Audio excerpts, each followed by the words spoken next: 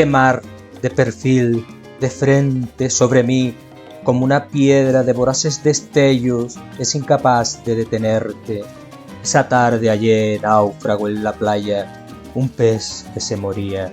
Allá, en la raya azul del horizonte, se extendía de aquella hermosa tarde la agonía.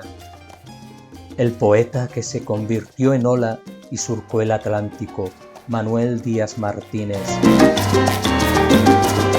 Bueno, pues aquí nos encontramos en la isleta, Eduardo García Benítez, Manuel Díaz Martínez y Manuel Díaz García, y hemos venido a hacer una visita literaria al maestro. Tanto Eduardo como yo consideramos, y muchas personas que sabemos, ¿no, Manuel, que te consideran un maestro, y para nosotros es un honor que tú nos hayas abierto hoy las puertas de tu casa y de tu biblioteca. ¿Cómo podríamos empezar, Eduardo? No sé, a Manuel un poco que nos hable de su poesía, de su escritura, de cómo la definiría, como... Vale. Voy a hacer un breve recorrido por mi juventud, que fue cuando empecé a escribir. En aquella época fue donde se me iluminó la vocación, digamos. Trabajaba y estudiaba en el Instituto de Segunda Enseñanza de La Víbora. La Víbora es un barrio muy populoso de La Habana.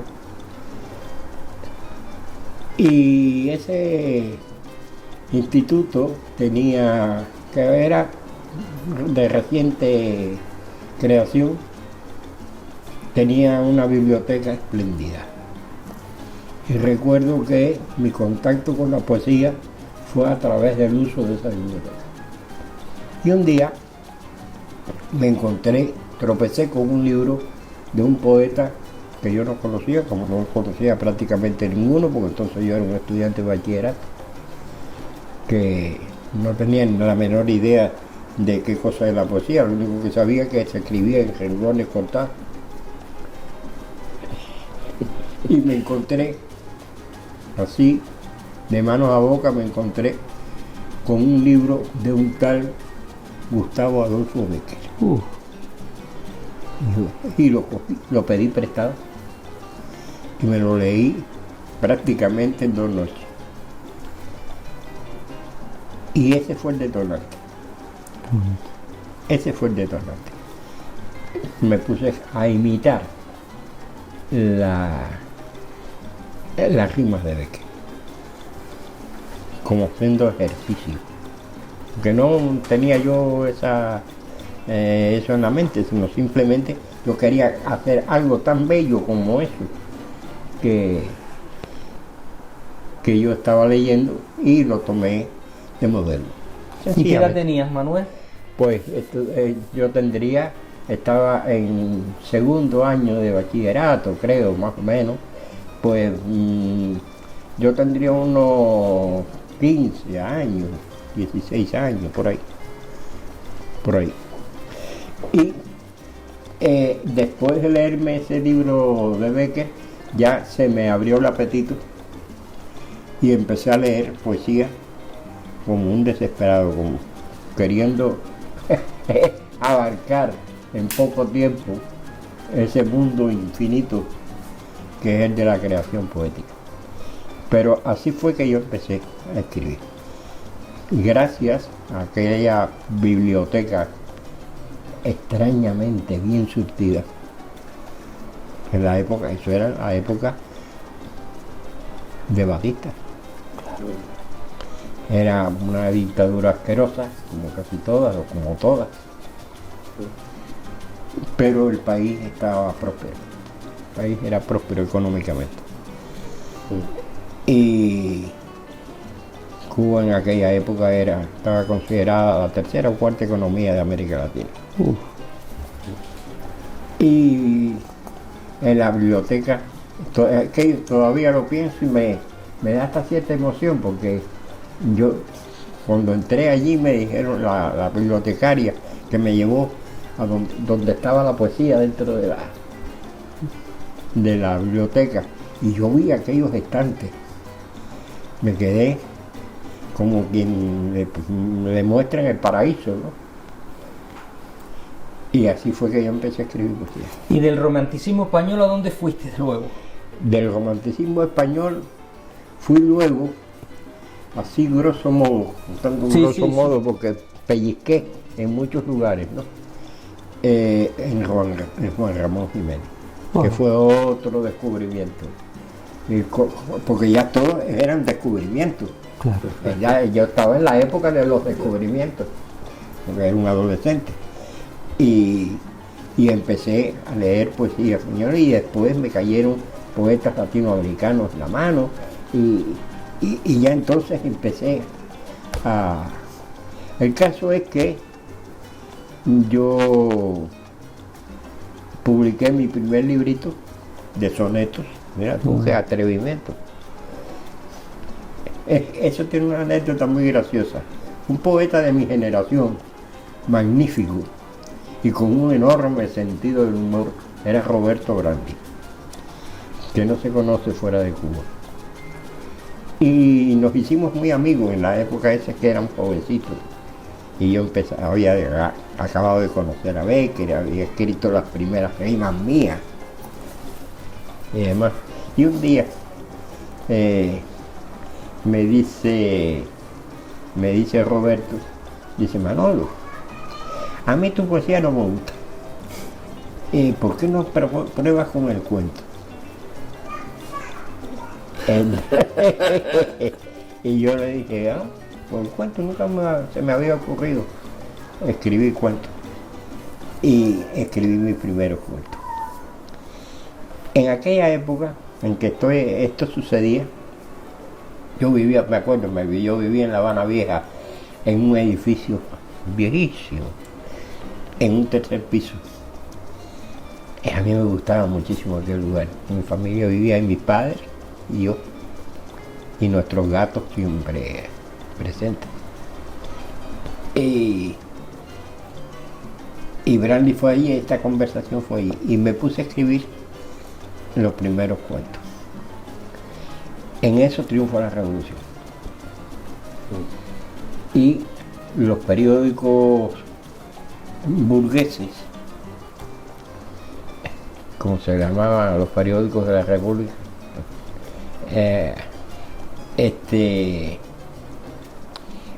fueron nacionalizados, fueron incautados. ¿Qué edad tendrías? En esa época, yo nací en el 36, la revolución triunfó en enero del 59, pues 36 a 36, 46, 10 años, 21 años, 21 por ahí, 22 años. Pero yo era muy inquieto intelectualmente.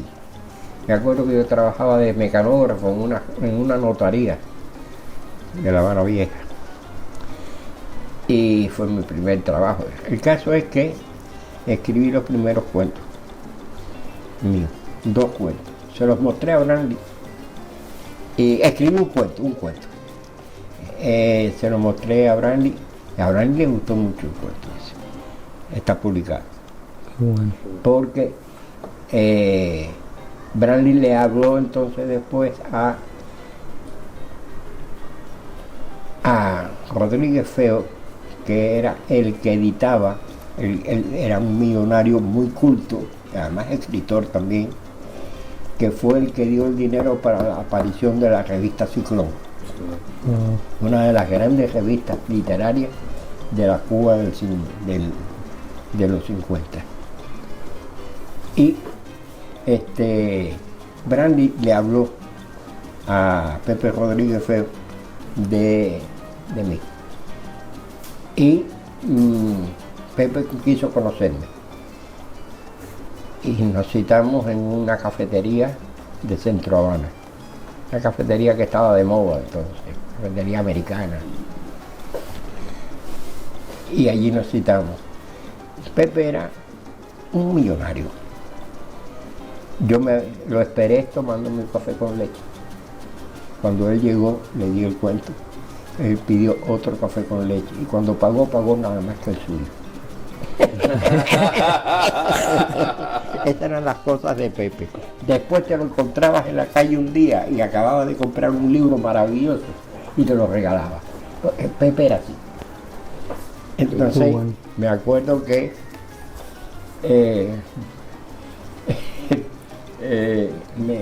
se llevó su cuento. Me llama por teléfono al otro día. Dice, oye, tu cuento me gustó mucho. ¿Tú tienes otro? Y yo dije, sí, mentira. No tenía otro. Y digo, sí. Dice, bueno, mañana nos vemos en el mismo lugar y me lo das.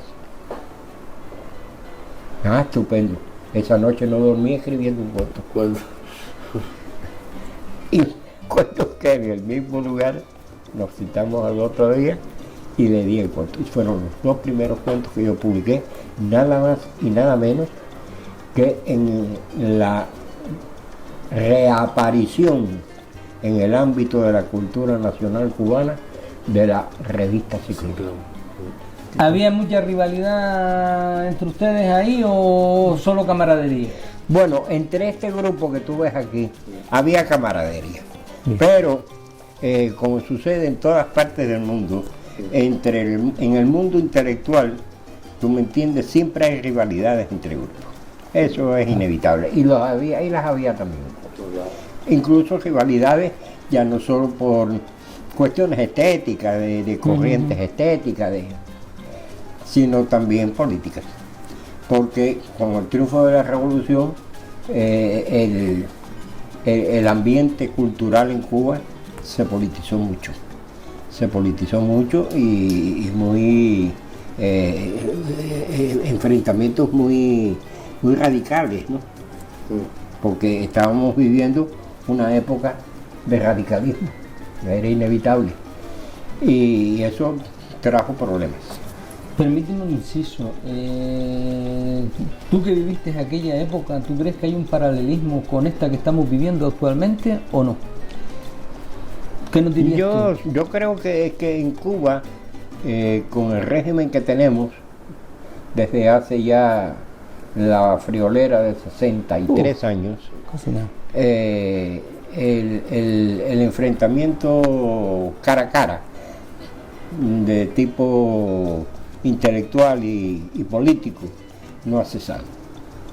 No ha cesado y el hecho está en que hay una zona de la cultura cubana que está dentro de Cuba y otra zona nada despreciable en cantidad y calidad que está fuera de Cuba. Y Manuel, en relación al mundo en general, ¿no? Ese resurgir de esas ultras y de esas ideas radicalizadas, ¿tú crees que estamos tropezando con la misma piedra otra vez o...? El mundo tropieza con la misma piedra constantemente. La pena. Decía el filósofo italiano Benedetto Croce que la historia universal, toda la historia universal es como una historia contemporánea. Algo cíclico, ¿no, Manuel? Y eso, yo que tengo ya unos cuantos años para permitirme hacer sentencias, te digo que estoy completamente de acuerdo con Benedetto Croce. Y es así, el mundo se repite constantemente. El hombre es muy aburrido. Qué triste. El hombre es muy aburrido. El hombre siempre tropieza con la misma piedra. Lo que la piedra cambia de color, cambia de tamaño, de estructura, pero es una piedra. Y esa piedra siempre está siendo pateada por el hombre. Eso es un tema bastante cochambroso, si nos metemos ahí no acabamos. No acabamos nunca, no acabamos, y además acabaremos muy tristes. Sí. Entonces tendría que invitarlos a un ron y eso para que se reanimaran. A un mentirita, no, Manuel, a un mentirita. Como una mentirita. Sí, como tú me dijiste una vez. Sí, una mentirita. Sí, yo me quedé con mentirita, ¿y esto qué ahora? Y después... Una mentirita. Manuel, ¿dónde en este retaíla de libros que tenemos nosotros aquí delante, dónde se empieza a intuir el Manuel Díaz Martínez con el que estamos hoy? ¿Dónde podrías tú decir, oye, en Soledad y otros temas, que fue uno de el libro que recoge algunos de los primeros, todos son primeros poemas escritos por mí. Bueno, nos encontramos una foto aquí. Sí, pero esa foto no pertenece a ese libro. ¿Con quién estás ahí? Aquí estoy con Nicolás Guillén. En esta foto estoy con Nicolás Guillén y estamos sentados frente a la ventana de su casa de Camagüey, donde él había nacido. Y esperábamos que se asomara a esa ventana la madre de él para avisarnos que ya estaba listo el almuerzo. Pedro, léanos un poema de ese libro al azar, el que te salga. El número 9. Agua de soledad es la que llueve, agua que en mi costado se aposenta, donde mi cándida esperanza bebe para seguir en soledad sedienta. Agua marchita del dolor que pasa, agua infinita del penar que queda, marchita va de casa, solo infinita en mi vivir se hospeda. Agua que viene de mi propio cielo, cielo de soledad, de amor cargado, para ser como un ancho y gris consuelo, donde torna mi sueño a lo soñado. Agua amiga, doliente y cotidiana, que desde la bondad viene y nos reza.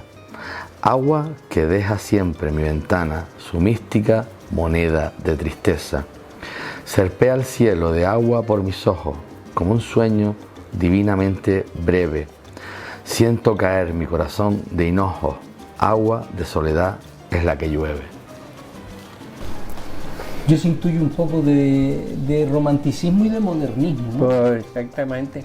Date cuenta que cuando yo escribo estos poemas y publico este libro, yo tengo 21 años. Claro. Y esto fue muy bonito, fue una edición que tiene una historia muy bonita. Mi padre era muy amigo de un señor que tenía una imprenta donde él se ganaba la vida haciendo los programas de los cines, impresos de propaganda de productos vendibles, cosas de esas. Y un día yo era muy jovencito, como he dicho, tenía 21 años. Y mi padre me presentó a ese señor. Coincidimos. Y me dijo él, mi padre me ha dicho que tú escribes poesía. Si tú quieres te publico un librito. Qué bueno. Imagínate, decirme eso y ponerme yo para el asunto fue lo mismo. Y escribí los poemas, por primera vez hice eso y nunca más lo he vuelto a hacer. Pero bueno, la circunstancia lo merecía. Escribí los poemas pensando en ese libro que este señor me había ofrecido hacer. Y así fue que salió este librito. Don Manuel, en todo este recorrido, en toda esta poesía, hay mucho de Cuba, ¿no? Hay mucho de Cuba, sí. Hay mucho de España. Explíquenos un poco a ver cuál ha sido el recorrido, si todos estos libros están hechos desde una montaña mirando hacia el mar o hacia... Esos libros todos están escritos mientras yo tenía que buscarme la vida trabajando en oficina o en periódicos. Porque yo empecé a trabajar muy jovencito en una oficina de la Manzana de Gómez. ¿Qué cosa es la Manzana de Gómez? Un edificio enorme que ocupa toda una manzana y tiene 6 pisos, que era de oficinas entonces. Y allí fui yo a buscar trabajo en una notaría, en una consultoría legal, ¿de acuerdo? En la notaría trabajé después allí mismo, pero empecé trabajando en una consultoría legal de mecanógrafo. Y me gané el puesto en concurso, porque allí había varios que aspiraban a ese cargo y los dueños de la notaría, los notarios dueños de la notaría, pues nos hicieron pruebas a ver con quién se quedaban y se quedaron conmigo. Y fue mi primer trabajo. Y en esa misma edificio que en la actualidad es un hotel de 5 estrellas plus. En ese edificio pues también trabajé después en una notaría en que tenía mejor sueldo. Trabajaba yo en aquella época en la notaría por un sueldo que era de 60 pesos al mes. En la actualidad un boniato en Cuba puede costar 60 pesos. No. Para que se den cuenta ustedes de cómo se ha depreciado esa moneda. Y entonces yo cobraba un sueldo mensual de 60 pesos con el que le pude llenar a mi madre la casa de efectos eléctricos. Qué bonito. ¿Y qué opinaban tus padres de que a ti te apasionara la literatura? Mi padre y mi madre lo mismo. Siempre apoyaron mis planes. Qué bonito. Vaya, como sistema, siempre apoyaron mis planes. Ellos tenían confianza en mí, sabían que yo era un buen chico. Ellos tenían confianza en la crianza que me habían dado. Y cuando vieron que yo tiraba para la literatura, ninguno de los dos eran intelectuales ni lectores. Mi madre, lo que hacía era ver la televisión cuando cesaba de cocinar y fregar las cazuelas y cosas de esas. Era una mujer muy inteligente, que en la época de Batista se jugó el pellejo contra la tiranía. La policía de Batista la cogió presa varias veces y yo le decía a mi padre, le pierden el tiempo tratando de asustarla. Mi madre a lo único que le tenía miedo era a las ranas y a los chivos. Fíjate qué cosa. Ahora a la policía se le enfrentaba, a la policía de Batista se le enfrentaba. Y tenía amistad personal con Fidel Castro. Hasta que se desilusionó. Y un día la vi salir del cuarto hacia la sala de su casa, donde tenía la televisión, y en ese momento en la televisión estaba Fidel Castro haciendo un discurso. Y me acuerdo, ya mamá tenía 80 y pico de años, y se le quedó mirando así, y dijo, debería salir a la calle con un cubo en la cabeza. Totalmente definido, ¿no? O sea, ya dio Pero eso yo me parece estarla viendo. Qué bonito. Con un poco de Parkinson que tenía ya. Las manos le temblaban un poquito y se paró delante del televisor mientras Fidel peroraba. Un discurso infinito como del hotel, ¿no? Que duraban 12 horas y todo eso. Y mamá se le paró delante, así se paró delante del televisor y dijo eso. Debería salir a la calle con un cubo en la cabeza. Qué bueno. Manuel, y volviendo a tu primer poemario, a mí me impacta el título, ¿no? Soledad. Soledad y otros temas. Un poeta de jovencito. Pero ese título responde, querido amigo, querido tocayo, ese artículo, este libro responde a esa melancolía de la adolescencia. Yo te iba a hacer alusión que si tenía que ver con el malditismo y con Rimbaud, que alcanzó la madurez. No, yo creo que cuando yo escribí este libro, a mí me parece que yo no había leído nada de Rimbaud todavía. Este libro responde, y ese título, y además los poemas, porque ese título es una síntesis de los poemas de este libro. Si tú lo lees te vas a dar cuenta de que tengo razón. Este libro es un producto de esa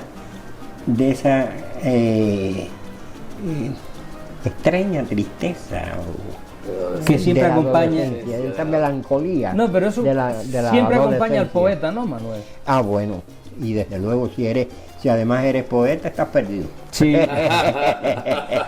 Y ahí el conejo te riscó la perra, como decimos por ahí. Sí, exacto. En Cuba decimos, ahí sí que es verdad que la mula tumba genaro. Qué bueno. Hay algo especial entonces, Sí. ¿no, Manuel? En un poeta siempre hay una sensibilidad especial, ¿no? ¿Cómo no? Yo creo que sí. Y los que no la hacen visible porque la esconden. Sí, ¿verdad? Sí, yo creo que sin ese magma, digamos, no se puede escribir poesía, ni se puede interesar uno en la poesía. Digo yo. Mira, como dijo una vez un señor allí por Portugal, son unos mentirosos, son unos fingidores los poetas, Manuel. Son unos farsantes. No, no son unos farsantes. Lo que son una gente que encuentra pocos elementos válidos o creen encontrar pocos elementos válidos en el idioma para expresar lo que quieren decir, y recurren entonces, porque se recurre a la metáfora, se recurre a todos estos recursos, valga la redundancia, que te ofrece el lenguaje para poder captar esos sentimientos a veces muy borrosos, muy íntimos, muy etéreos, ¿tú me entiendes? Pero que sin embargo te mueven la mano para escribir. Qué bonito. Me dice, la retórica es muy importante, o sea que hay que tenerla muy en cuenta. La retórica está en función de esa digamos, insuficiencia del idioma y de esa ansiedad del creador. Yo lo veo así, lo digo como lo siento, porque es que es lo que me pasa a mí, y yo pienso que yo no soy nada excepcional. Nada excepcional. A veces, por ejemplo, yo estoy clasificado dentro de la literatura cubana del siglo XX como un miembro de la corriente de los años, de la generación del 50, que era la generación del exteriorismo, del conversacionalismo, ¿te das cuenta? Y efectivamente, la clasificación que hacen los críticos en este caso, pues yo creo que es correcta hasta cierto punto en el caso mío. Algunos se han fijado cuando me han clasificado dentro de la generación del 50, que han dicho el más metafísico de los poetas del 50. Otros se han fijado en ese detalle de mi intención de ir más lejos o de sacarle al idioma, incluso exteriormente discursivo, pero cargándolo de inquietudes, de resonancias, como dirían Lezama, de resonancias más profundas, más íntimas. Una metapoesía con fundamento.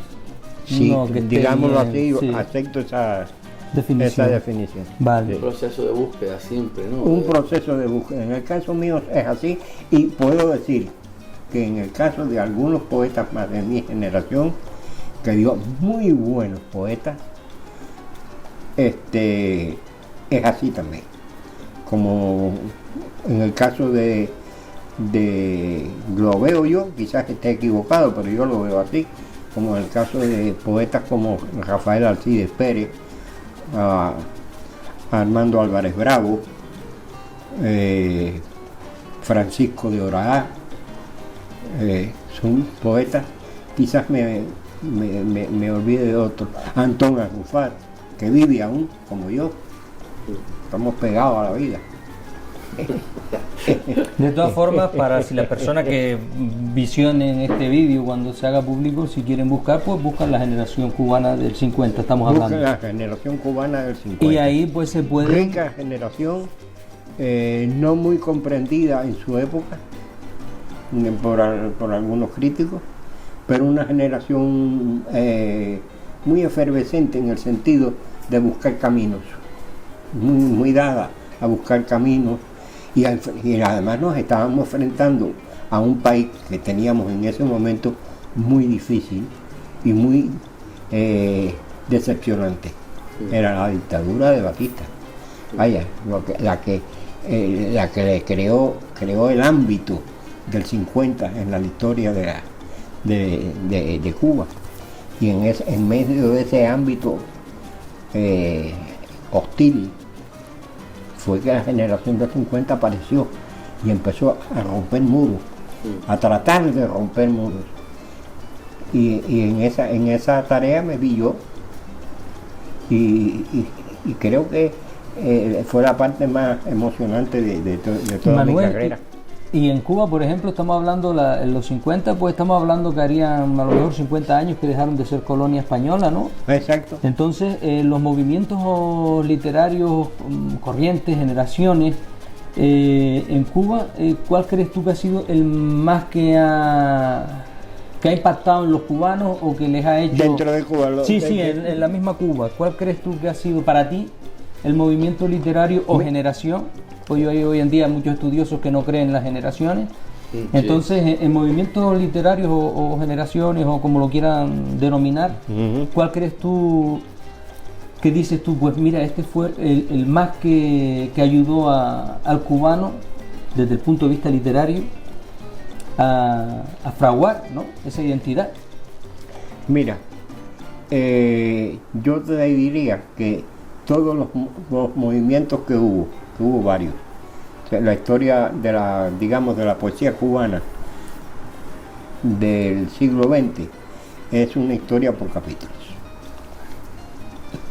tal como yo la veo. Y por lo tanto, en cada capítulo ha habido la influencia de una determinada estética y de una determinada ética en cada capítulo. Y el siglo XX de la cultura cubana, de la poesía cubana concretamente, que es lo que estamos tocando aquí, es sencillamente un desarrollo en capítulos que se suceden unos a otros y que dependen unos a otros y que dependen entre sí.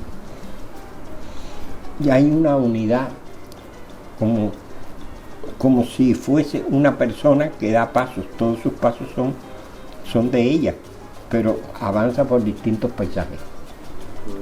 Y tal es así como yo veo el desarrollo y de la poesía cubana del siglo XX.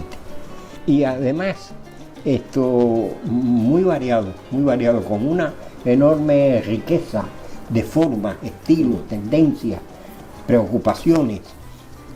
¿Miraban al exterior, Manuel? ¿O sí, solo, vale, sí, o sea, que sí, también sí. Había una apertura, o sea, desde el mundo literato, a pesar de vivir en lo que vivía? Sí. Te encuentras personajes como, por ejemplo, Mariano Brull, que era un hombre que fue representante de Cuba, diplomático, en París en la época en que, tú me entiendes, de la eclosión de la poesía francesa del siglo XX. Sí. Y él formó parte de ella.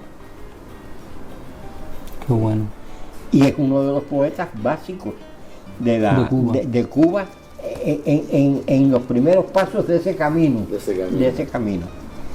Mariano Brull, que por cierto, hay una anécdota graciosísima que me la contó Dulce María Loinás, una de las grandes poetisas cubanas.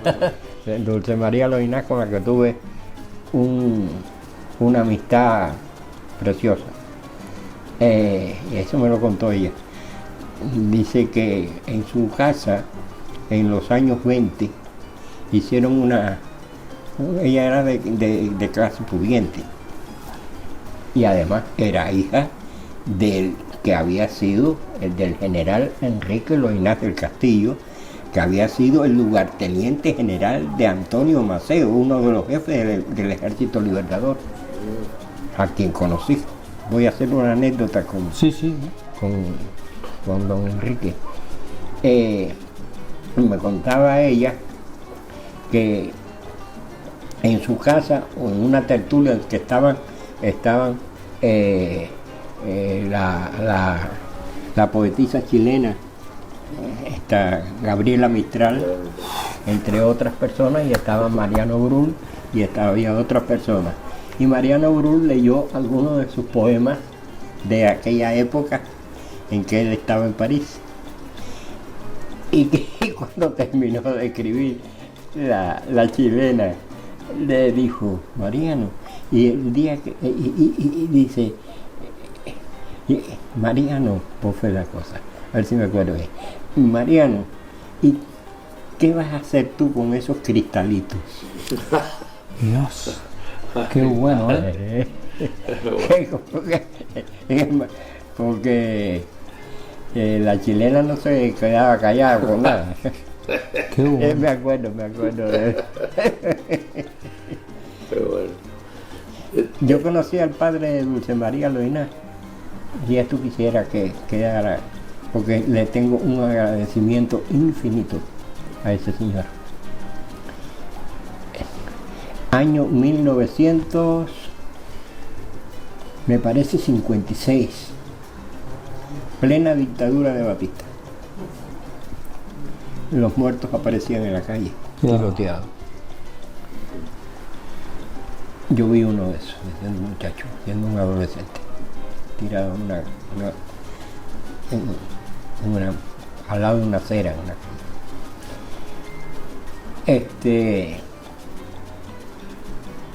Me invitan a un homenaje a uno de los grandes poetas cubanos del siglo XIX, a Cenea, Juan Clemente Cenea, que fue fusilado. Wow.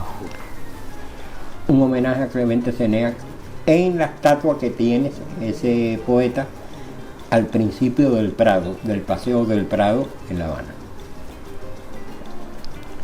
Y yo fui, plena dictadura de Batista. Presente en el lugar estaba un jefe de la policía de esa dictadura.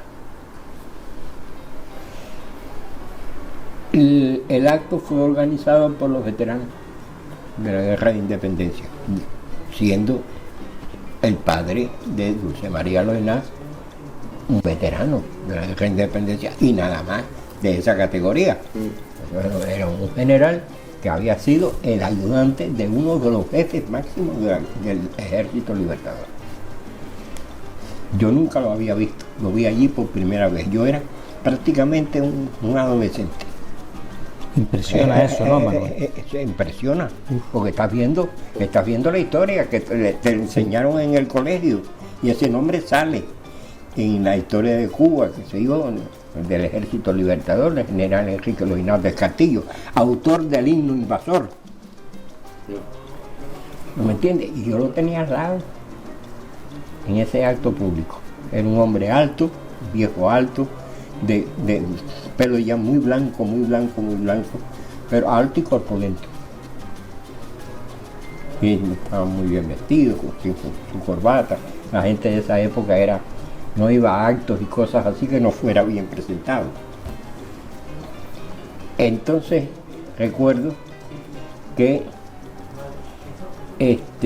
yo leí un texto en ese homenaje. Escrito por ti. Escrito por mí. Y el texto le daba caña a la dictadura de Batista. Cosa de adolescentes que no andan creyendo nada. ¿Lo heredaste de tu madre? Lo heredé de mamá. Sí, Lo heredé de mamá. Sí. Y a mí, nunca mejor dicho, yo estoy consciente de eso. Sí. Yo me he tranquilizado con los tiempos. El caso es que cuando yo terminé de leer ese texto, que lo tengo, yo conservo la copia. Me incorporo al grupo de allí que estaba presidiendo el acto y me pongo al lado de este hombre de Enrique Loinaz. Y cuando llego y me pongo al lado de él, me dice, bajito así al oído, me dice: joven, no se aparte de mí, usted ha sido mandado a detener. No se aparte de mí. Entonces, bueno, yo me quedé ahí con él. Efectivamente, cuando el acto terminó, se me encima un esbirro de aquello, el capitán, todavía me acuerdo, me parece estarlo viendo, el capitán Nodarse, famoso por sus tropelías.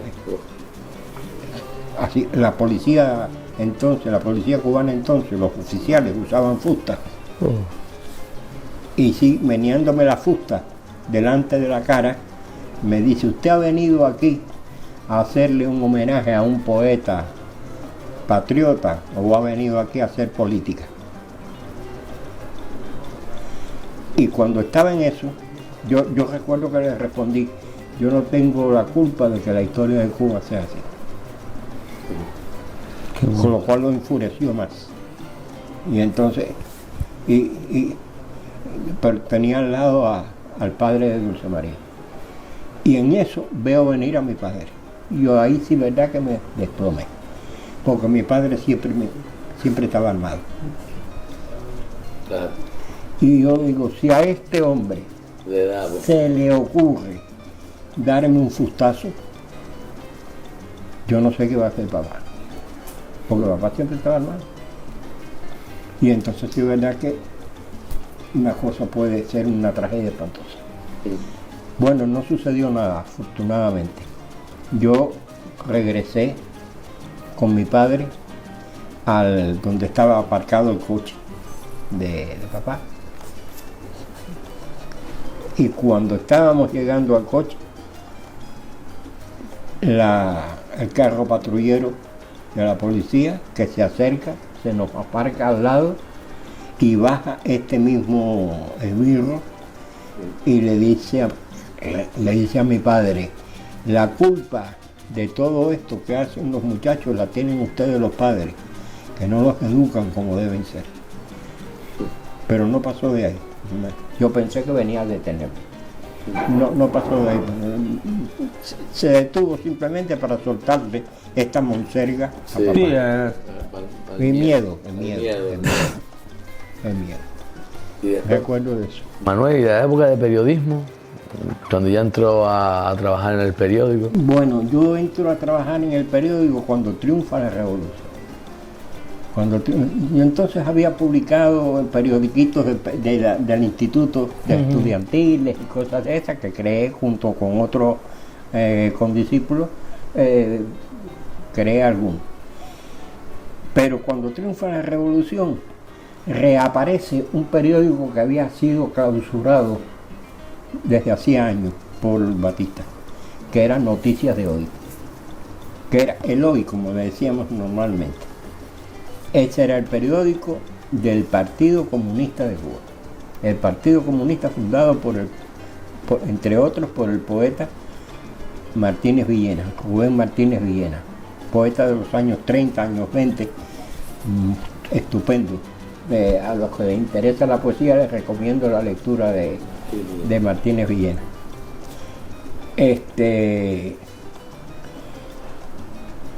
Y yo llegué, bueno, vamos a ver, apareció el periódico Noticias de Hoy. Y entonces yo trabajaba en una empresa comercial, en la oficina de una empresa comercial que me pagaban muy bien y que era de un salmantino acrigollado, que era una persona estupenda, Luis Vega Castaño. Y digo su nombre, que no era un intelectual ni mucho menos, ni un comerciante, pero era un hombre honrado y un hombre muy generoso. Y recuerdo que me mandó a esa oficina porque yo le dije un día, don Luis, en el almacén, don Luis, a mí me gustaría que usted me pusiera entre los cargadores del almacén. Dice, pero ¿cómo siendo usted un muchacho inteligente y culto va a ponerse a cargar sacos en el almacén? Y yo digo, sí, pero es que tienen un horario que a mí me conviene mucho porque empiezan a trabajar a las 7 de la mañana y terminan a las 2 de la tarde. Y ahí yo tengo todo el resto del día para mí. En la oficina no, en la oficina es horario cortado. Tengo que estar 4 horas por la mañana y 4 horas por la tarde y me roba mucho tiempo. Y me dice, bueno, déjeme resolver ese problema. Y lo que hizo fue mandarme a esa oficina en la que él tenía mano, mandarme a esa oficina donde me pusieron un horario de mañana nada más, pagándome el mismo sueldo. Vamos, los malos burgueses, tú sabes que la burguesía toda es de sinvergüenza. Sí. Entonces, yo estaba en esa oficina y allí, cuando triunfa la revolución, empieza el periódico Noticias de Hoy. Y me encantaba el periodismo y me sigue gustando. Yo tengo una doble tendencia, un doble amor a la poesía y al periódico. Y me fui al periódico hoy porque mi padre se había invitado en el Partido Comunista y tenía amigos allí, a ver a quién conocía yo allí para que tuviera mano para que me contrataran, me dieran trabajo. Y logré entrar en el periódico Hoy, que me entró, entonces lo dirigía Carlos Rafael Rodríguez, que era el tercer hombre de la Revolución Cubana en aquel momento. Y que después decía que era mi padre adoptivo. Y lo quise muchísimo porque era una persona muy buena y un gran intelectual, economista, era lo que era él. Y empecé a trabajar en el periódico Hoy, me dieron trabajo para la plana 2 del periódico, que era la plana editorial, y de los artículos, para que hiciera artículos, entrevistas, ese tipo de cosas, y así fue que empecé yo a trabajar en la prensa. ¿Y qué tipo de periodismo? Porque claro, en un régimen... Sí. Allí en el periódico Hoy yo hacía trabajo de periodismo cultural.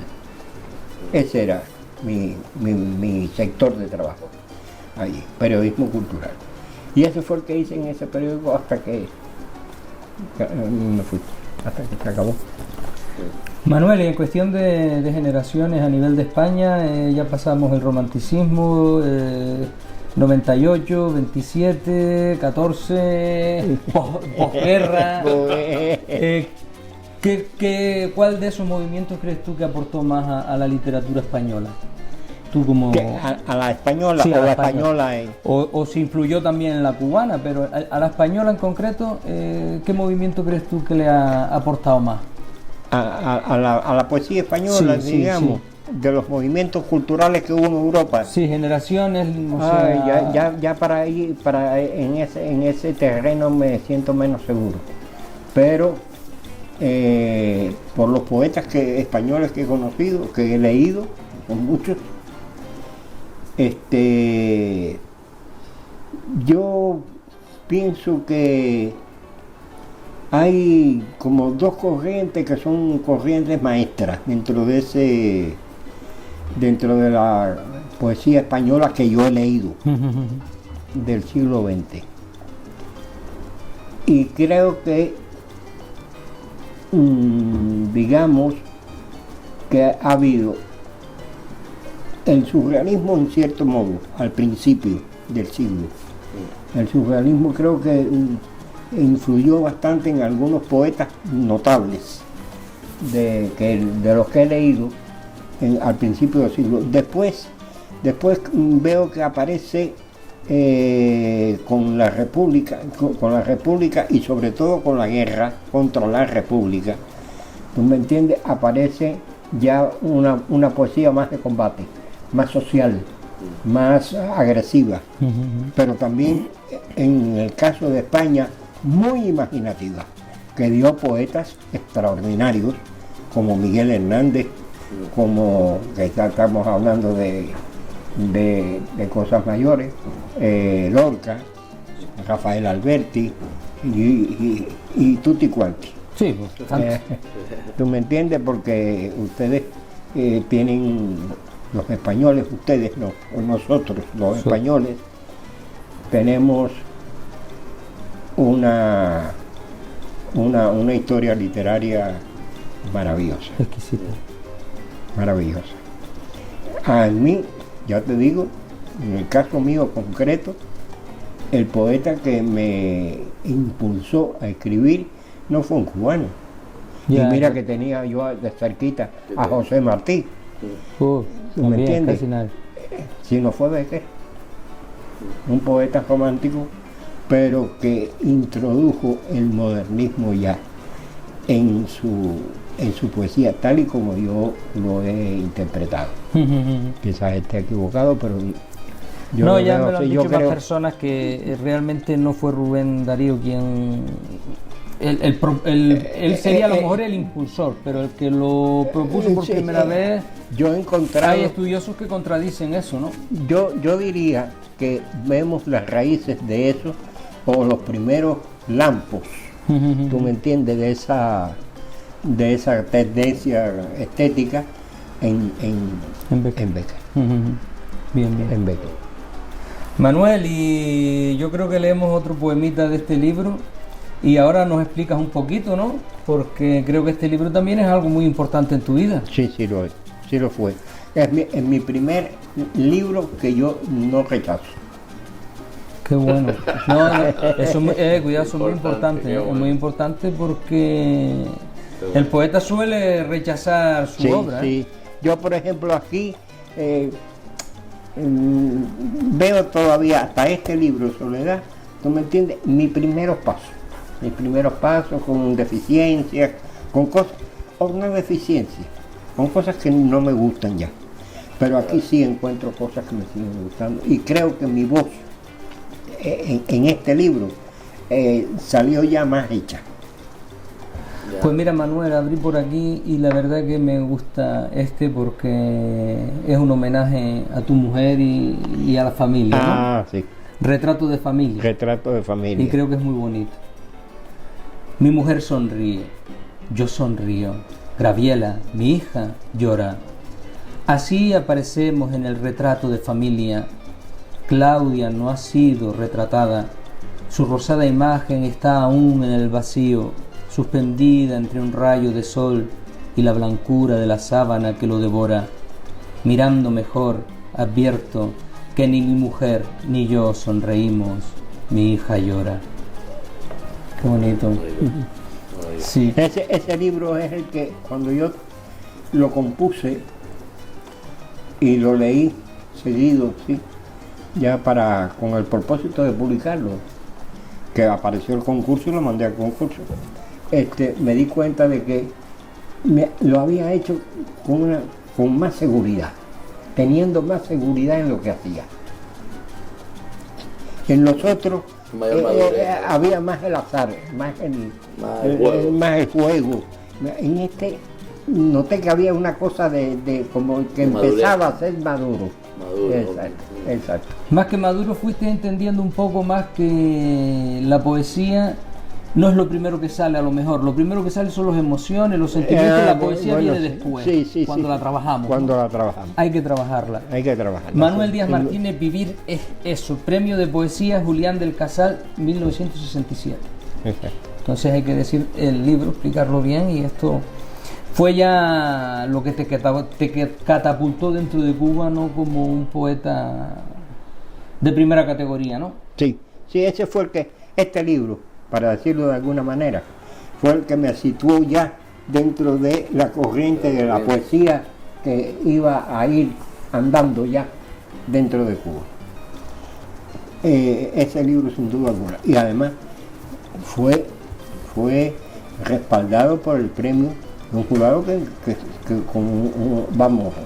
Di algunos nombres de los que estaban en el jurado, si los recuerdas, que son... Sí, son Nicolás Guillén. Nicolás Guillén, nada menos que... Mira tú que se me vaya a olvidar a mí el nombre. No te preocupes, vamos a ver si está por aquí el jurado. Mi padre. Pues los años son tremendos. Eliseo Diego, por Cuba, por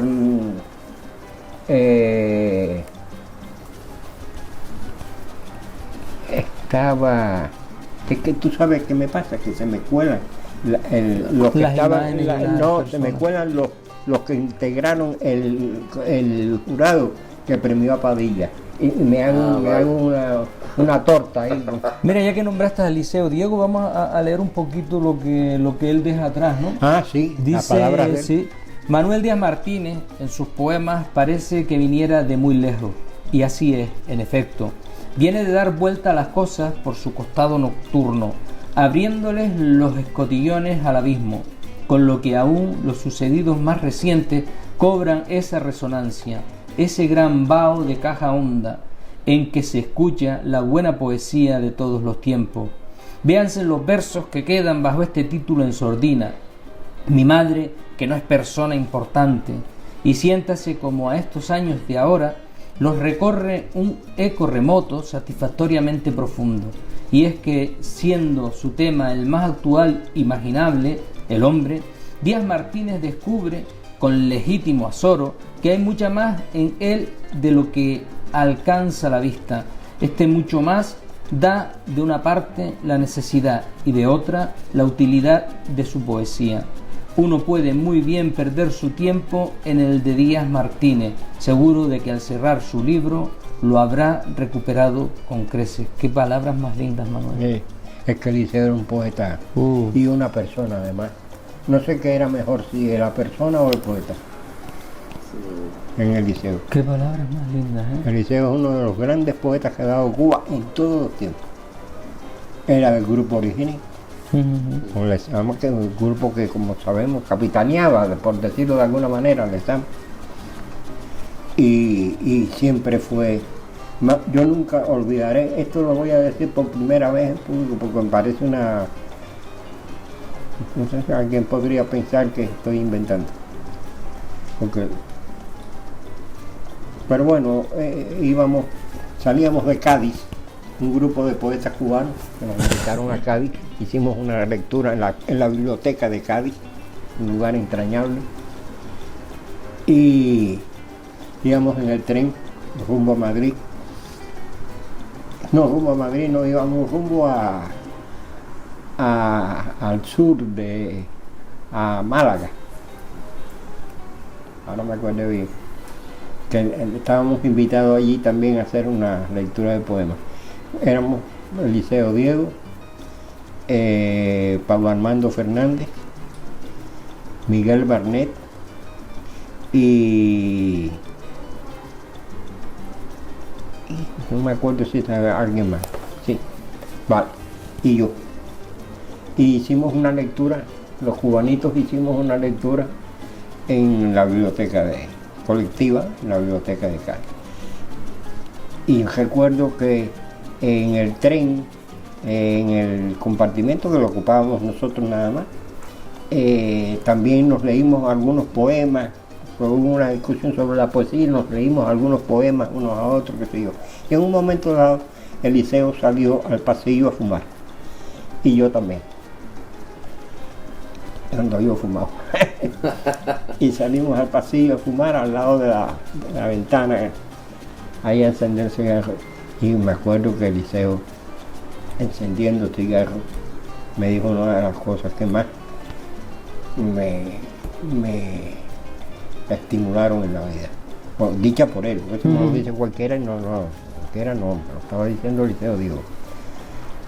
Me dice, con su manera, lo voy a imitar. Me dice, don Manuel, aquí el poeta es usted. Qué bonito. Qué bueno. Bueno. Me emocionó. Claro, es que es bonito, Manuel, o sea que... Recuerdo eso, nunca lo olvidaré. Qué bueno. Nunca lo olvidaré. Sí, es que eso no se olvida, Manuel, vamos. ¿Y eran contemporáneos? No, que va. Él era mayor que tú, Él era un rato, el grupo Orígenes. Vale, Eliseo, en aquella época yo era un mozalbete y Eliseo ya era un poeta hecho y derecho. Es como si Dios bajara a decirte, este es el paraíso. Y... Sí. Qué bueno. Hermoso, ¿eh? Una anécdota preciosa.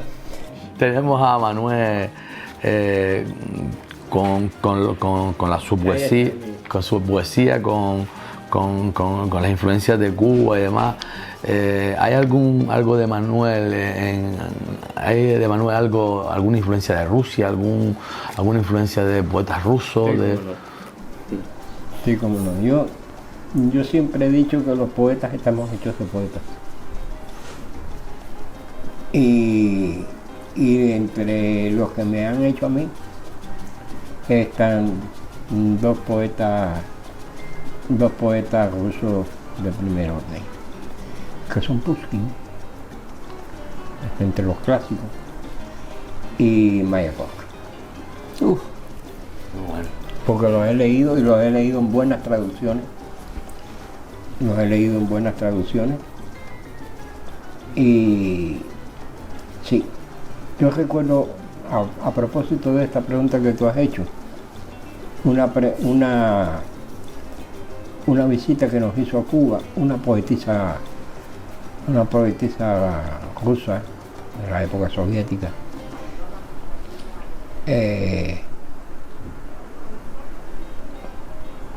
Parece que ahí no me acuerdo del nombre, de apellido Aliguer. Y que nos leyó poemas en ruso en la Unión de Escritores y después nos los tradujo de viva voz. Y también Enzensberger, Hans Magnus Enzensberger, en el alemán, no este es el alemán, lo estoy confundiendo con el siberiano, ¿cómo se llamaba? El siberiano, que también nos hizo este tipo como de clase, de leernos en ruso un poema de Mayakovsky, que es como si estuvieras oyendo una sinfonía. Esto era que iban a Cuba, ¿verdad? En Cuba, esto ha sido en Cuba. Y ¿cómo se llama? Nos leyeron ambos en ruso para que pudiéramos entender el juego fonético. Claro. ¿Tú me entiendes? Y después nos traducían los poemas. Y yo te digo a ti que sí, uno se hace de otro, a veces no de un poeta es que te incluye, es un poema. Sí, sí. Los poetas no, a lo mejor el resto de su obra no te interesa, pero hay un poema que sí, y ese tiene influencia sobre ti, te enseña algo. Mira, podríamos decir que somos la suma de lo que leemos, ¿no? Pues sí, y de lo que oímos. Sí, pero muchas cosas, ¿no? En el plano intelectual, estrictamente intelectual, desde luego que somos la suma de lo que leemos. Sí, sí. Sí, pues el imaginario poético es, bueno, eso no tiene fin. El imaginario poético es... Tan grande como es la Tierra, o sea que... Me lo quitaste de la boca, eso Sí. exactamente. Tan grande como es el planeta, Sí. es el imaginario poético. Entonces eso es muy importante. Sí. Bueno, Manuel, y en otros aspectos, saliéndonos un poco de la literatura, tus preferencias en cuento, teatro, novela. Bueno, cuento he escrito algunos, me encanta escribir cuentos. No sé, yo mismo me he preguntado muchas veces, ¿por qué razón? Si a mí escribir cuentos me gusta tanto, no lo he hecho más. ¿De cuentos cuántos libros tienes publicados? No, de cuentos yo no he publicado ningún libro.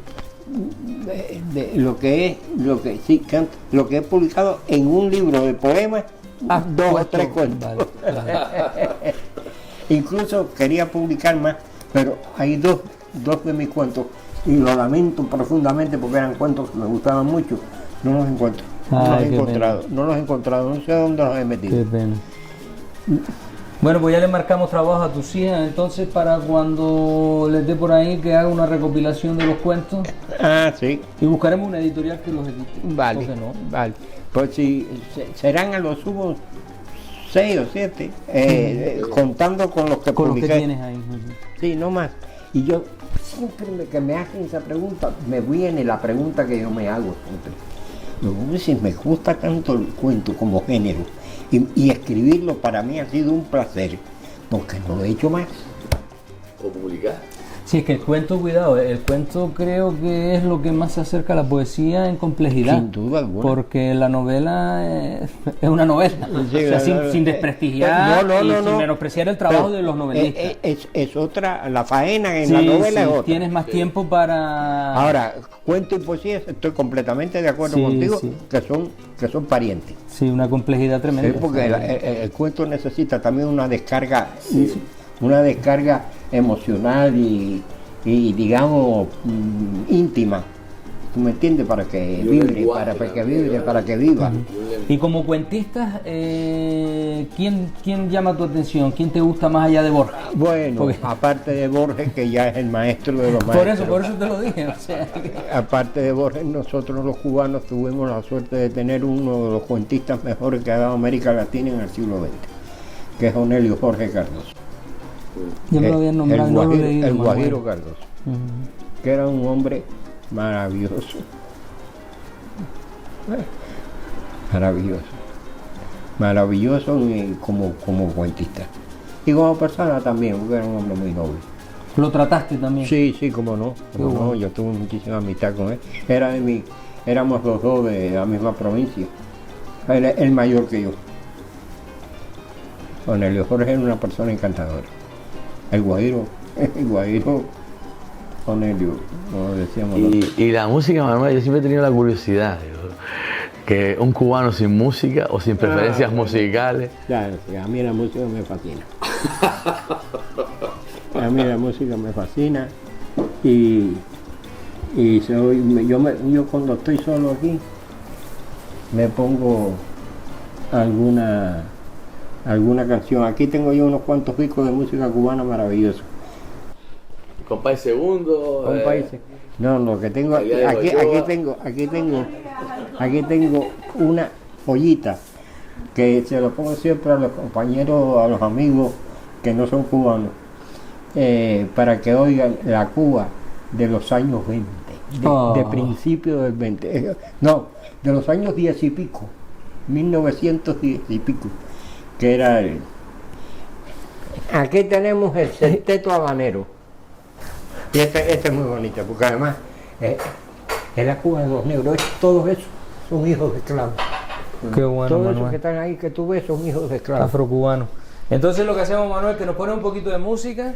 Tú decides de qué libro lee Eduardo un poema, de qué libro leo yo, y ya luego cierras leyéndote un poema también. Bueno, vamos a ver. Aquí, por ejemplo, de este Eduardo, Eduardo abrimos al azar, Eduardo. y de este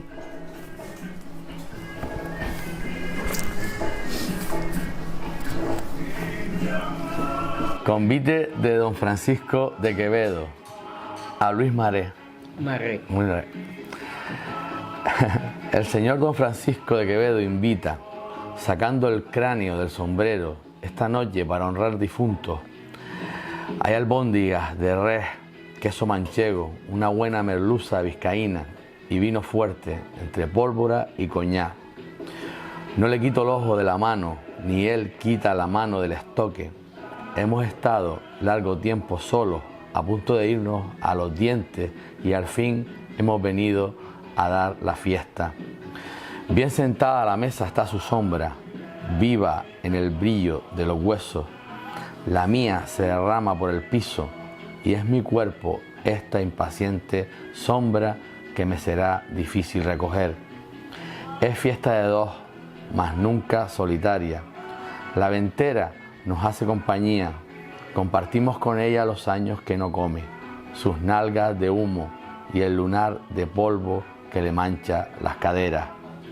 Cortamos el trozo de vino con la espada y cada cual bébese en el brindis su albóndiga, su queso, su merluza. Nada más igual a la verdad conozco que la ventera sobándonos los huesos y nosotros cogiéndole la tierra rezagada entre los suyos. Seremos amigos después de este convite, Don Francisco de Quevedo y yo. Qué bonito.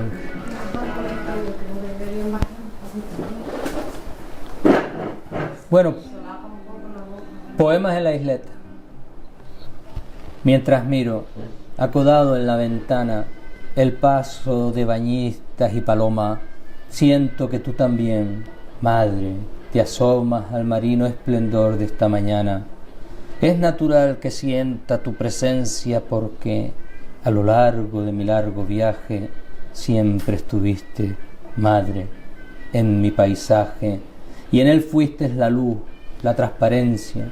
Observo mientras a mi lado está cómo la ola metódica, indolente, difumina las huellas que la gente sobre la playa va dejando atrás. Ahora que estamos frente al mar a solas, quisiera preguntarte, madre, ¿a dónde el mar? Le he preguntado y no responde. Arrastraron con tus huellas esas olas. Qué maravilla. Manuel, elige uno tú también, lo lees como cierre, y en lo que él va buscando el poema que decide leer o de qué libro quieres leerlo, decimos que el 25-26 de noviembre los compañeros de Poesía Viva de la Atlántida vamos a organizarle un homenaje a Manuel Díaz Martínez aquí en la ciudad de Las Palmas. Estaremos 2 días. Ya de antemano queremos dar las gracias a todos los escritores y artistas que se han sumado al homenaje. No solo de Gran Canaria, demás islas también se suman a este homenaje a este gran poeta y gran ser humano, por encima de todo persona, y que le agradecemos que sea siempre tan abierto a los demás, ¿no? Cada vez te cuenta una anécdota, ves que es puro amor y que es amor lo que ha estado rondando siempre por su vida y es amor lo que él siembra, ¿no? Pues entonces, qué menos que hacer con todo el amor del mundo. Desde Poesía Viva de la Atlántida organizamos este homenaje con todo el cariño, Eduardo, ¿no? Todos los compañeros. Emplazarlos a todas esas fechas y que se sumen, que Manuel es el poeta de todos. Sí, que vengan a celebrar con nosotros a Manuel Díaz Martínez, que es lo importante. Déjales un poema recitado por ti para la invitación, Manuel. Muy bien, como no, con mucho gusto.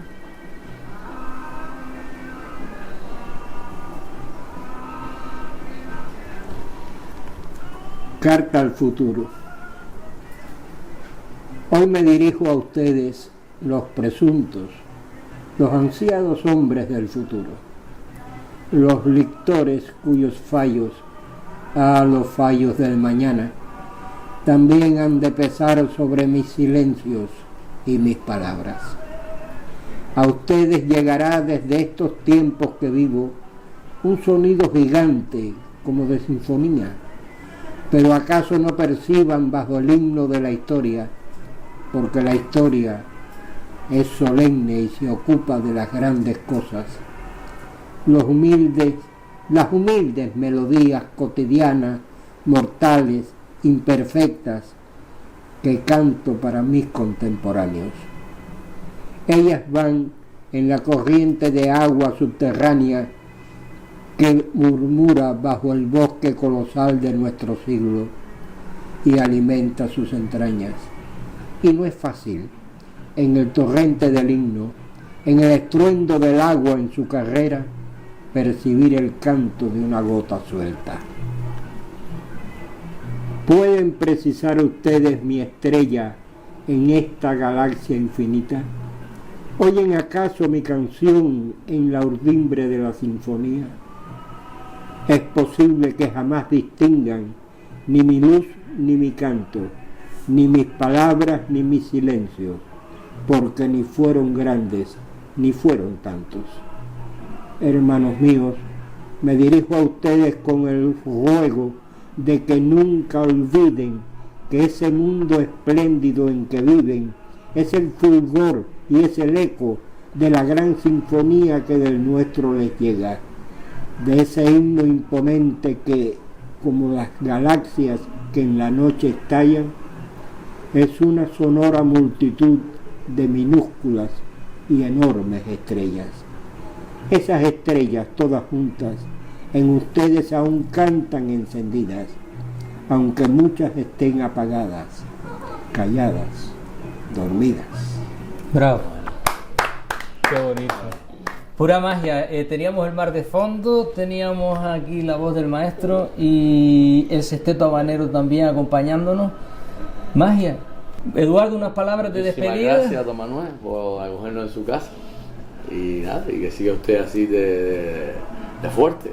Pues yo les doy las gracias a ustedes, que han venido aquí a la casa a despertarme un poco de la modorra y a hablar de lo que más me gusta a mí en el mundo, que es la poesía.